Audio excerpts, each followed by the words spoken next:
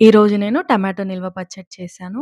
First 1 KG tomatoes తీసుకున్నాను. ఇలా కాస్త దోరగా ఉంటే పచ్చడి టేస్ట్ బావుంటది. వీటిని నీట్‌గా క్లీన్ చేసుకొని, తడి లేకుండా తుడుచుకొని, నీడలోనే ఆరబెట్టుకోవాలి. నెక్స్ట్ టమాటోస్‌ని పొడవుగా కట్ చేసి, పసుపు, 150 గ్రామ్స్ ఉప్పు వేసి మంచిగా కలుపుకోవాలి.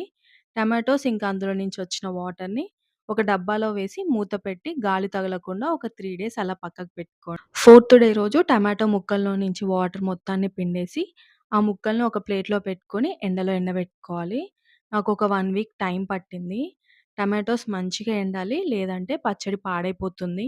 టమాటోస్ నుంచి వాటర్ సెపరేట్ చేసాం కదా! దాంట్లో 250 గ్రామ్స్ చింతపండుని ఒక 4 అవర్స్ నానబెట్టుకోవాలి. ఎండబెట్టిన టమాటోస్ నుంచి సగం బరకగా మిక్సీ పట్టుకోవాలి.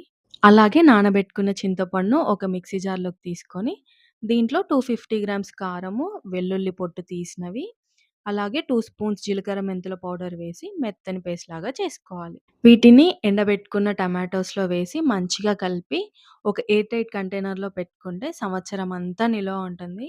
కావాలనుకున్నప్పుడు కొంచెం కొంచెంగా పోపు చేసుకొని తింటే టేస్ట్ చాలా బావుంటది.